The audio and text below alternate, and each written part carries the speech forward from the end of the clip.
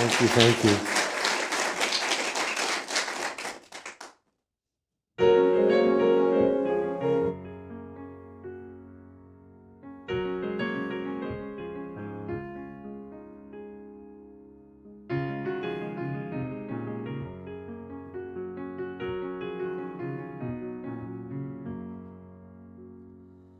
Everything beneath the sun breathes like a harmonium. Pure perfection has begun, shining like a midnight sun. Out of darkness I have come. I see God in everyone. Let me be an instrument, guided by and heaven sent. May these grapes of pain ferment, alchemize to love's content.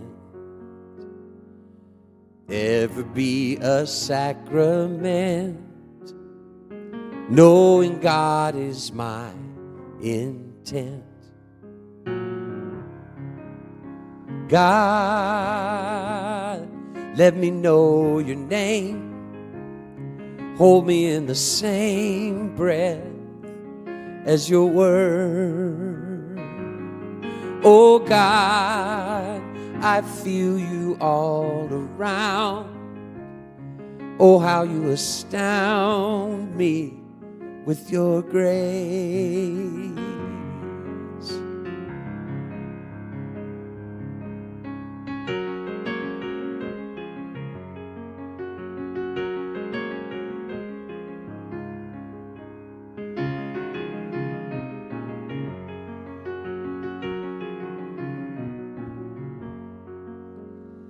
Rolling like a thundercloud, let me live my love out loud.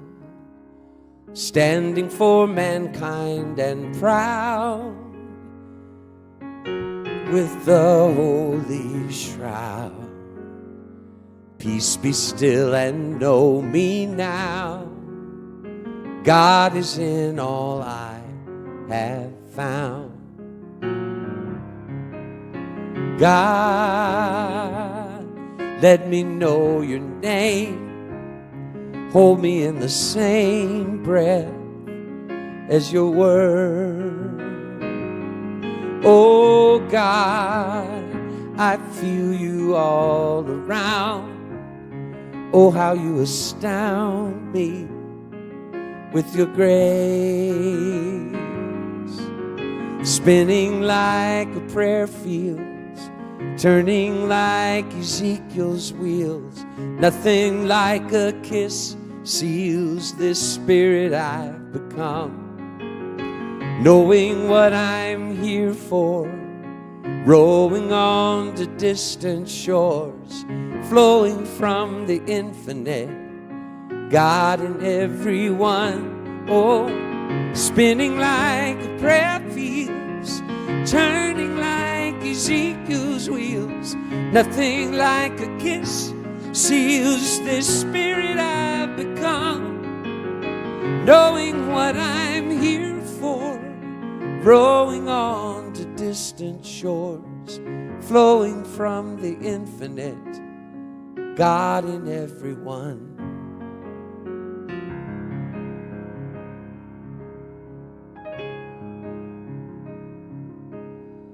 Out of darkness I have come. I see God in everyone.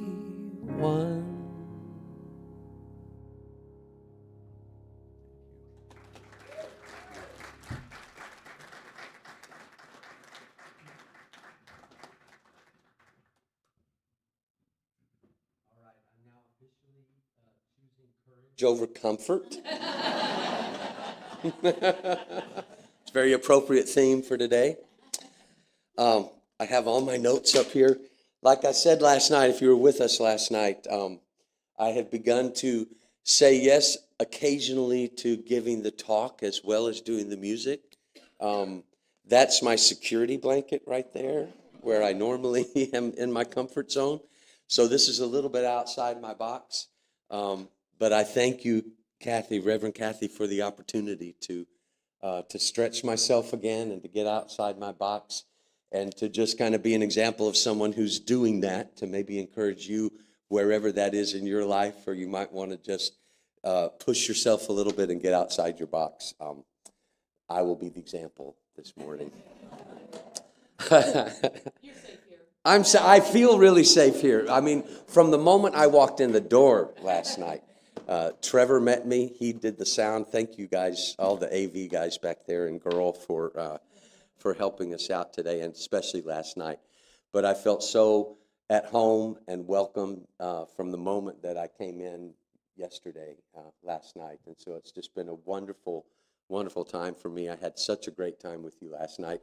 We had tables up here, just kind of in the round. It felt like my old days at the piano bar that I used to play. So it was really, we had a really great time. So thank you so much for inviting me and for making me feel so welcome. You have a really beautiful community here. I come from a really beautiful community at CSL Reno, where my partner Danny and I have been for, well, we moved up to the lake about 6 years ago and then down into Reno 3 years ago, and I've been the artist in residence there at the community there. And so they send their love, and I bring their love and good vibes to you today, and just in solidarity with you having such a beautiful community here. And just know that in Reno, they're meeting right now too. And so we're all just kind of adding our energy together to make the world a better place. You know, a world that works for everyone in the best way that we know how. So I titled my talk this morning, God in Everyone, which is a song that I wrote with my buddy Jamie Lula. I'm sure you're familiar with him and his music. We have a duo called Floyd Lula. And we are able to do a lot of concerts. Maybe we'll come here one day and come and do that. We'll have another night. So I'm going to, I will refer to my notes a lot just so that I don't get lost. But I titled my talk "God in Everyone" because I love the song, and it's an idea that continues to be challenging for me. It's one thing to sing a song about seeing God in everyone, and it's another thing to go into your daily life and practice seeing God in everyone. When sometimes, and I don't say this out of judgment, because sometimes it's difficult to see God in everyone, and I'm sure that for some people it's difficult to see God in me at times. And so it's just it's something that's an interesting idea to think about, that whatever you're seeing on the outside, there is the essence of God in everyone. About a year ago, I took the foundations class at CSL Reno, and I came across this quote from Empedocles, who's a philosopher. It says this: "The nature of God is a circle, of which the center is everywhere, and the circumference is nowhere." Let's just think about that for a minute. The center is everywhere, okay? Everywhere is the center, and the circumference is nowhere. When we talk about God, my concept of God has changed quite a bit over my lifetime. Changed a lot from the kind of the sky daddy that I believed in from the Southern Baptist world that I grew up in. It was, and it has kind of evolved into the essence and the presence that is everywhere, in everything, and in everyone. Now I refer to God as infinite intelligence, divine mind, Christ consciousness, Buddha nature, Holy Spirit, universal life force, the I am presence. You know, they say whatever you put after the words I am is like really important, because it's such a powerful thing to say I am love, whatever you might want to put after it. And so just be responsible and careful of what those words are that you put after I am. Neville Goddard would talk about that place as imagination. I love how he talks so much about imagination, and he talks about assuming the feeling of the wish fulfilled, which is a big way of just saying, assume that, act as if you already are that which you would like to be. Use your imagination to do that, and that's where the power is, and that's where God essence is. If God is a circle of oneness that includes everything in existence and excludes nothing, then nothing and no one are outside the circle. That's a pretty big thing to think about too. Nobody's outside the circle. The center of the circle is everywhere. So everything and everyone has to be included in that. And if I'm honest, that's kind of an interesting concept for me to think about too, because there are some things and people, if I'm honest, that I don't necessarily want to be one with.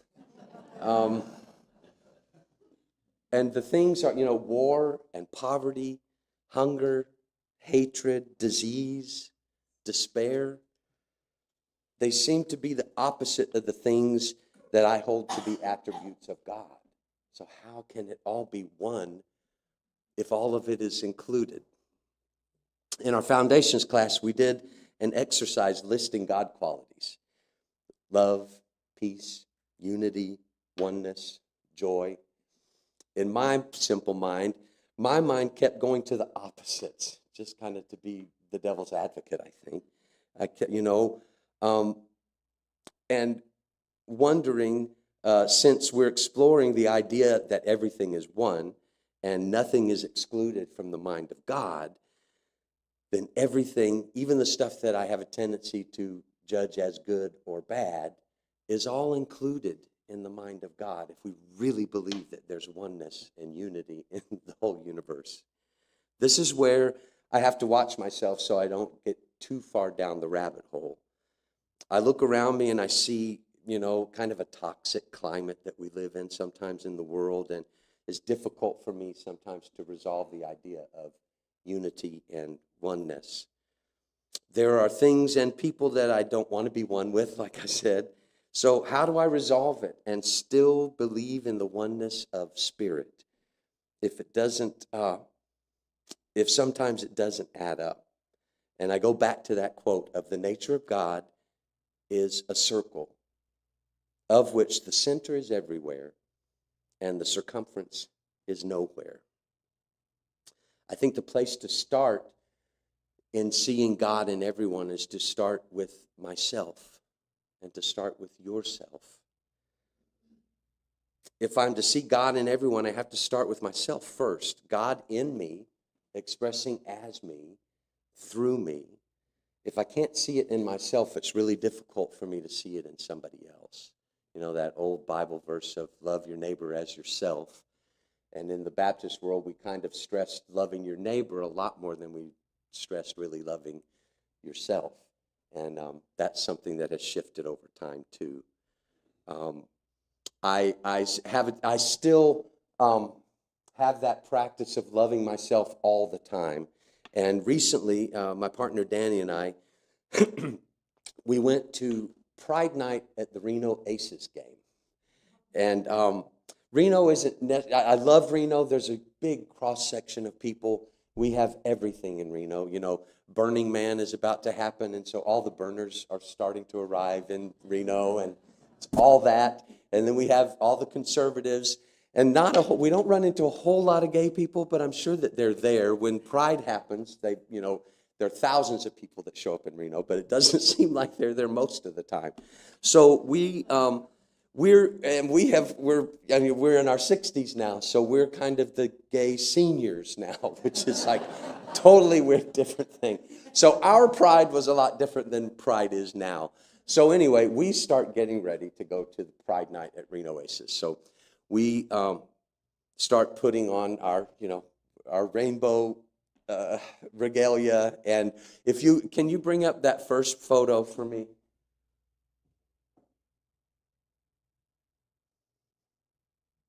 We'll see it in a minute, maybe. Okay, so here we are at the Reno Aces game. And I will say, so we have all of our rainbow stuff on. It's kind of funny because Danny, this is kind of us in a nutshell. Danny's t-shirt says human, and my t-shirt is the alien. I have felt like an alien a lot in my life. But underneath the alien, what you can't see is there's a big, bold, black word that says Galian. Okay? So here we are. So we're driving up. I actually took another shirt with me that day because I was like, if we get there and nobody has on anything, it's like maybe it's not really Pride Night, or maybe we're the old guys that think it was the way that it used to be. So maybe I'll take another t-shirt just in case I need to change my shirt. But Danny convinced me. He was like, nope, we're showing up, it's self-love. We're showing up as us, where we are in our lives. We're proud of who we are. We're going to go and participate in Pride Night at the Reno Aces game. Luckily, no one threw anything at me or us. I kind of translated, I took the opportunity to say, okay, well, if people are looking and laughing, they're laughing with me, not at me. That's, it's kind of a funny shirt, that Galian.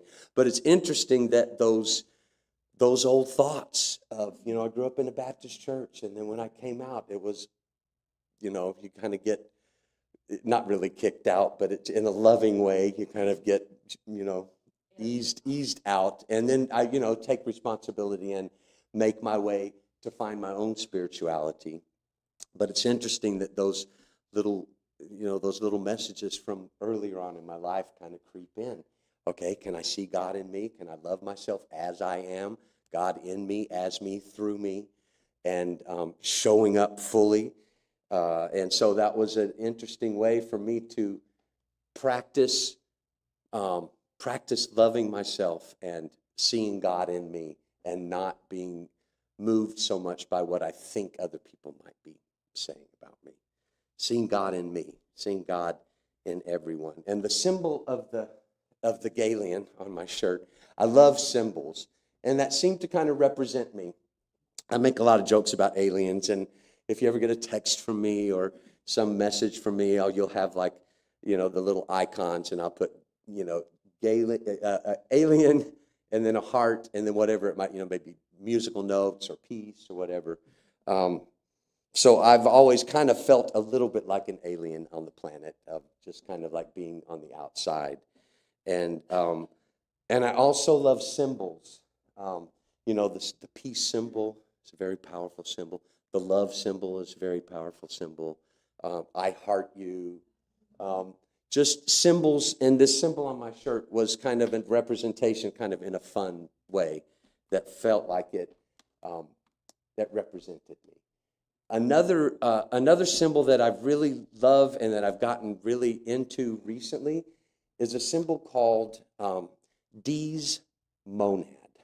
And if you give me the next slide, don't let this scare you, because this is like the really detailed version of this. This was created by a guy named John Dee. He lived in the 1500s. He was the spiritual advisor and astrologer for Queen Elizabeth I. And he was also a devout Christian. So he had that, they thought he was a heretic. And so I kind of identify a little bit with that too, of being judged in that way. But he was an advisor for Queen Elizabeth I, and he designed this glyph that, he's way smarter than me. So like, it kind of includes everything. He said that it was the unity of all of creation was in this glyph. Now, this is really a detailed version, but if you pull up the next slide, okay, this is the simple version that I like. And this is just a symbol I'd like to talk about a little bit, because it helps me to shift from seeing people as I see them in the physical world and what's kind of coming out or what's happening. Oh, someone's calling. Is that a sign? It helps me to see, if I can see this symbol as a representation of all of us, then it helps me to see God in everyone, because if I can see more as a symbol of what we represent rather than how we're acting or how we're showing up, it helps me to make that transition into seeing God in everyone, even in everything, even in the things and the people that I may not be able to see it to begin with. We're all spiritual beings having a physical experience in this 3D world. And so this symbol, it kind of reminds me a little bit of, it's a representation of a human being, and it looks a little bit like sitting meditation. Sometimes when I'm sitting in meditation, the double crescent on the bottom kind of reminds me of that seated position, being grounded in the world, being in the physical world.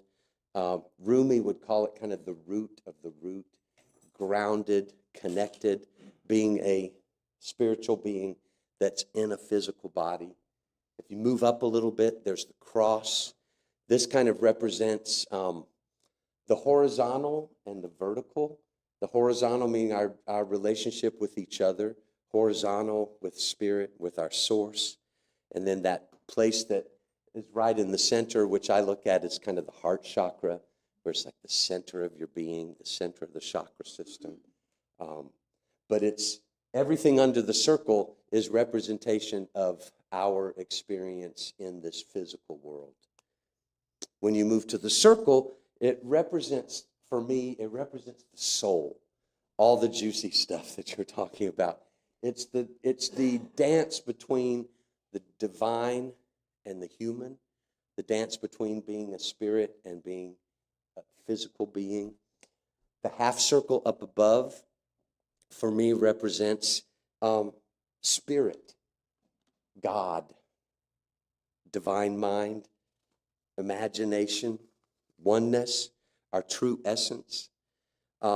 Everybody that you look at has all of these parts, has that spiritual being as part of them too. We're all those expressions of God. So how do we see that in each other? And finally, the dot in the center represents consciousness, or your imagination that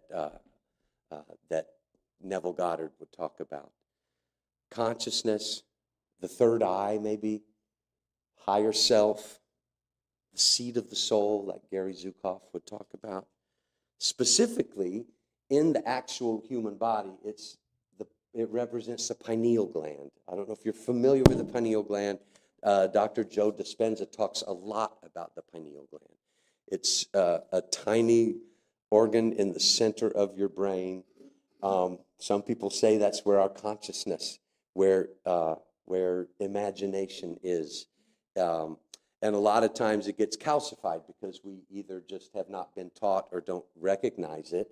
But Joe Dispenza talks about actually doing meditations where you bring, your spinal fluid up into the pineal gland and just work and participate in activating it, because that's where the consciousness is. That's where the God essence is in all of us. And it just Gary Zukav would say that the lower half of this glyph would be our personality, what we appear as human beings on the planet. He says we're evolving through eternity. Our souls are evolving through eternity, and our personalities evolve through this lifetime.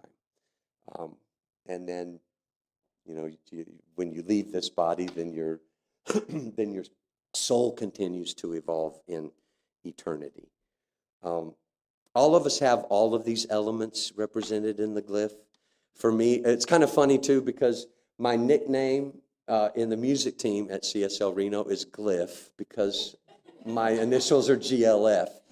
So they call me Glyph or Glyffy, so I think it's funny that I am moved by this glyph. So it's, Glyph talking about the glyph. We're expressions of God to the extent that we're aware of it. That's another way that I can say, okay, people are expressions of God. They may not be aware of it. They may not be working with it. Doesn't mean that they're not.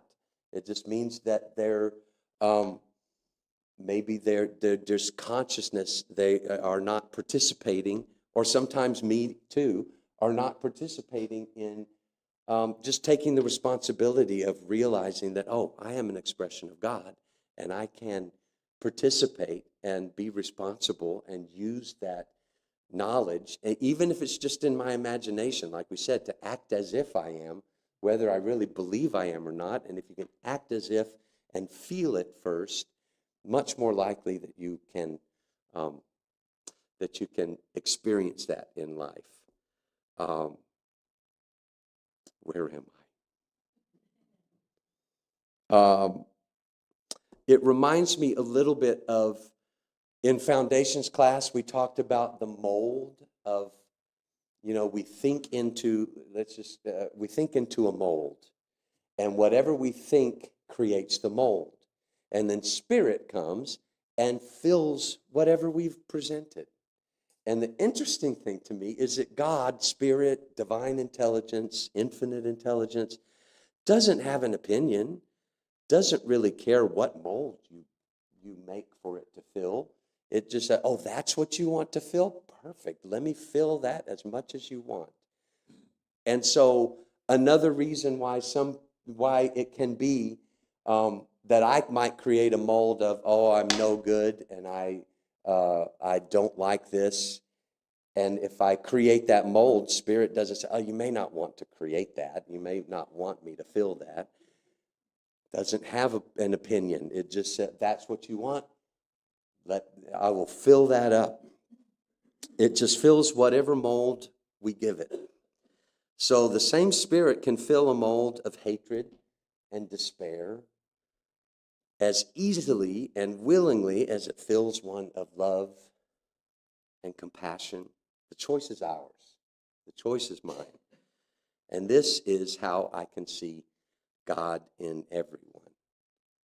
By realizing that, I'm really big on taking the responsibility. It's not easy, difficult sometimes to be responsible for the mold that I make, and realize that I have the opportunity and the power to change the mold into something more positive, something more life-affirming, something more loving for spirit to fill.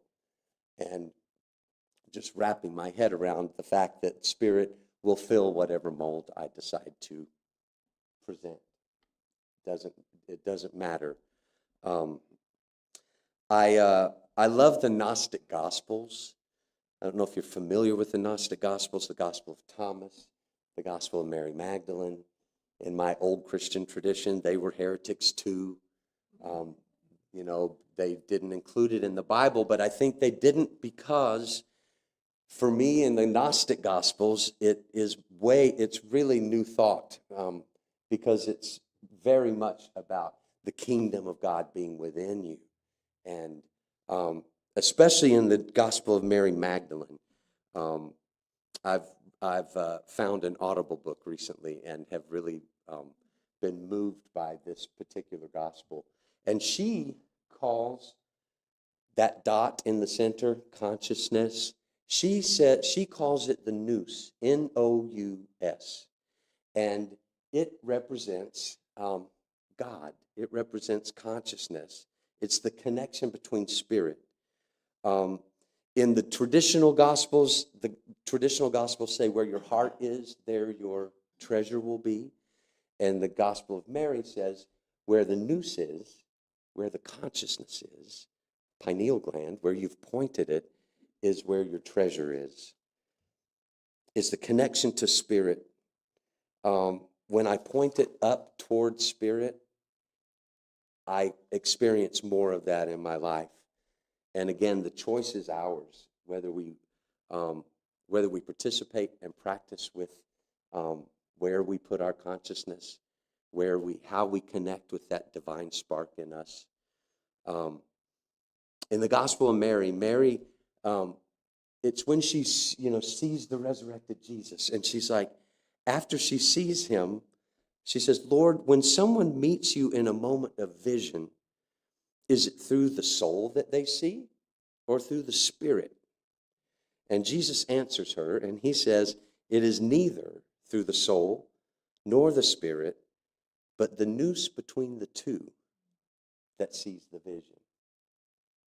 In our consciousness, in our imagination, we can see things that we can't see in the physical world or even in the spiritual world. It's the place that connects us between our physical being and our spirit.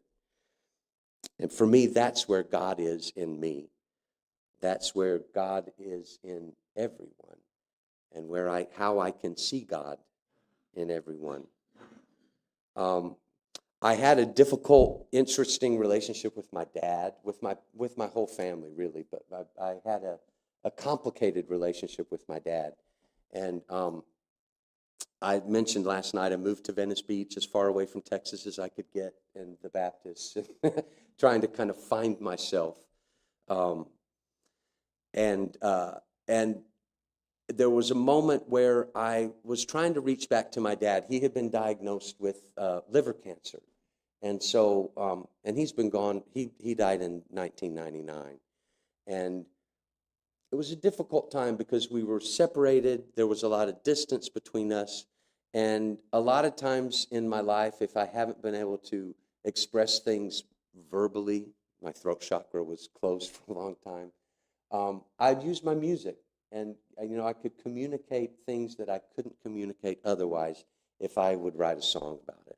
So I wrote a song for him called Between You and Me. And let's see, where am I? I'm going to play part of it because I think that'll be a good way to explain this. So I haven't played this song in a long time. Here, I'll play part of the song. Once I heard the words of a wise man. He said, no man is an island. So why won't somebody please tell me, how did I get out here in the middle of this sea? Time has been no consolation. It hasn't changed this lonely situation. For the life of me, I can't take another day. We just can't go on this way. Between you and me, I'd do anything to bridge this distance. It's killing me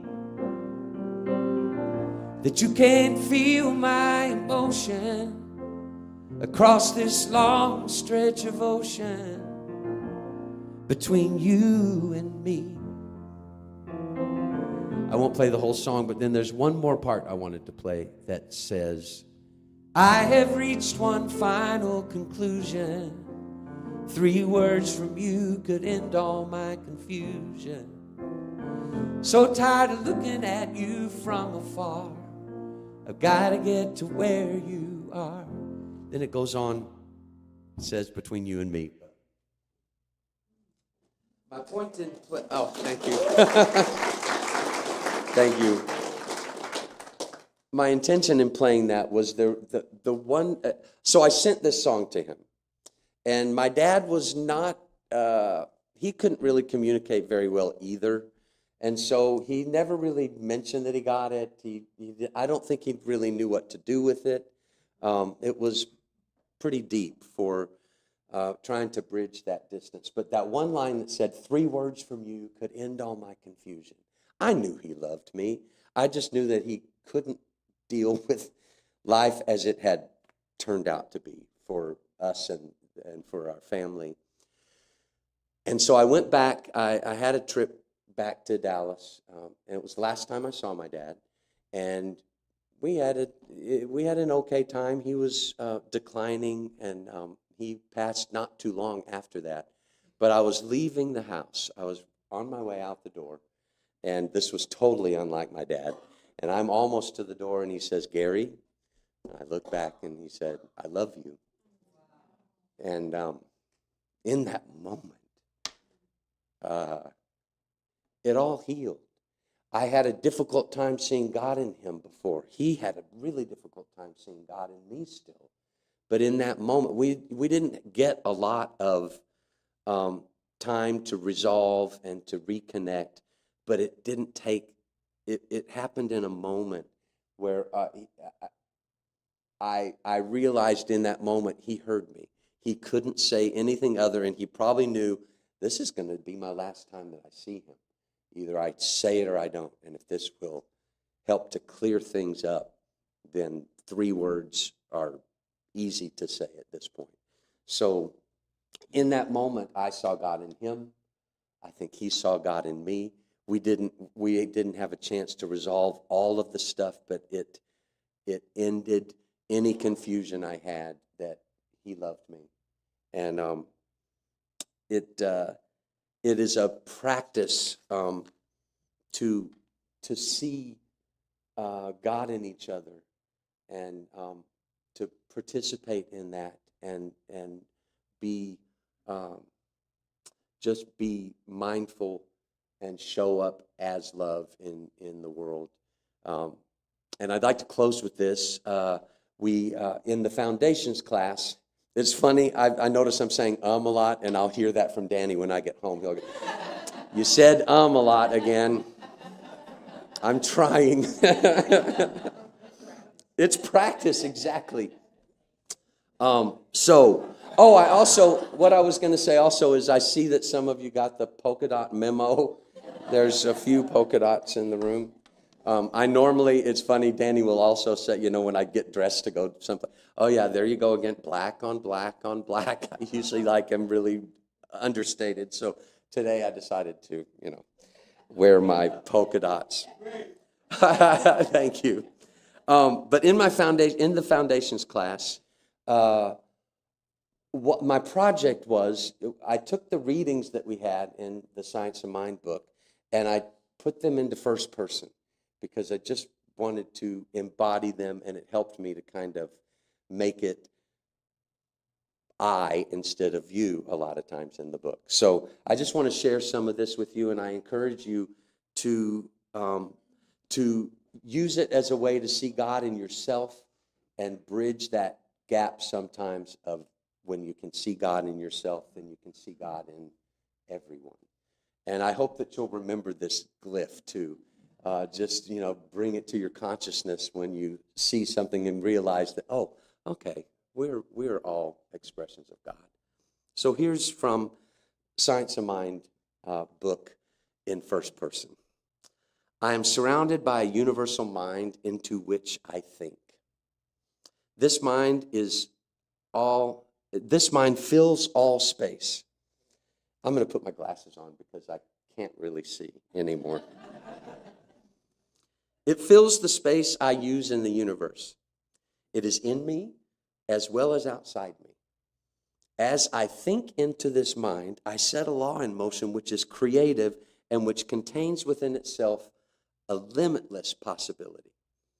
This law is infinite, but I appear to be finite. That is, I haven't evolved a complete understanding of myself. I am unfolding from a limitless possibility, but I can bring into my experience only that which I can conceive. I don't take what I want, but I do attract to myself that which is like my thought. I must become more if I want to draw a greater good into my life.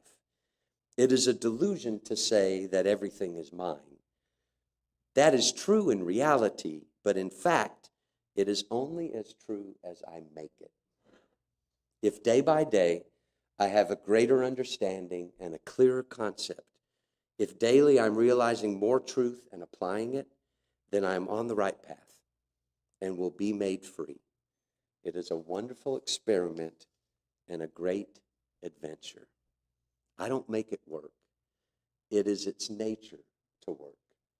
My part is to be ready and willing. All doubt and fear must go, replaced by faith and confidence. And I'd like to play one more song for you. It's called Remember Who You Are, to help us all remember who we are at our essence. And when we remember who we are at our essence, it's a lot easier to realize that other people are who they are at their essence, and to love one another, be patient with one another, and see God in one another. So, how did I do?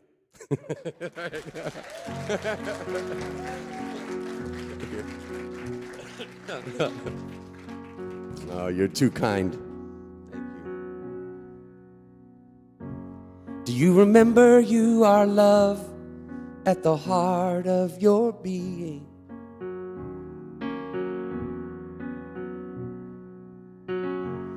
Do you remember there is more to this life than what you're seeing?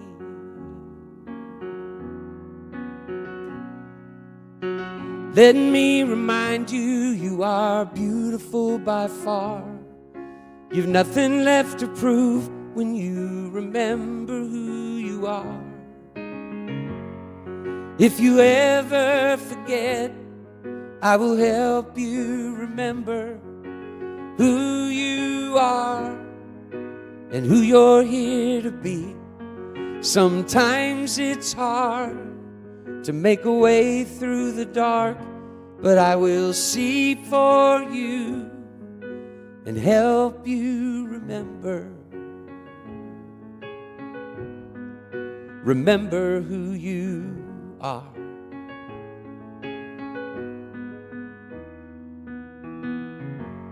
Do you remember there is peace in the middle of this storm?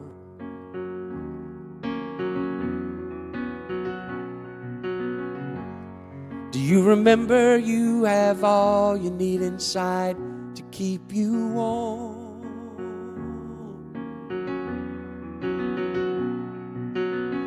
Let me remind you, you're the dust from a star.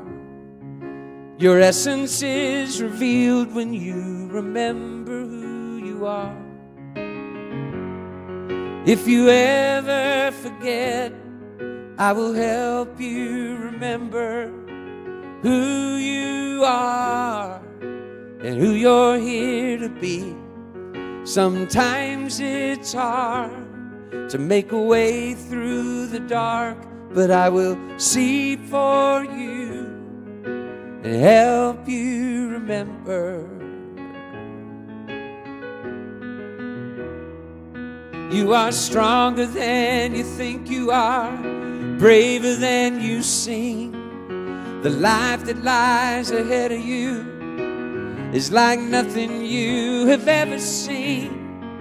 If you ever forget, I will help you remember who you are and who you're here to be.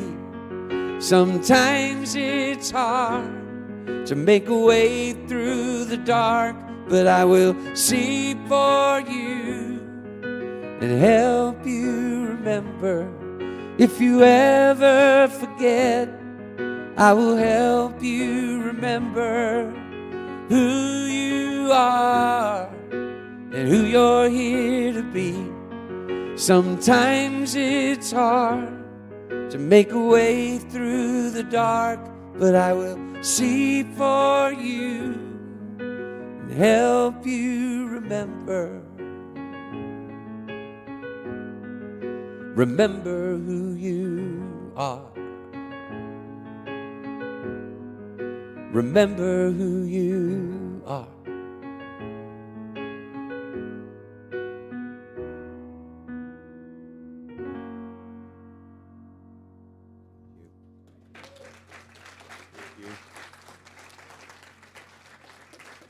Thank you.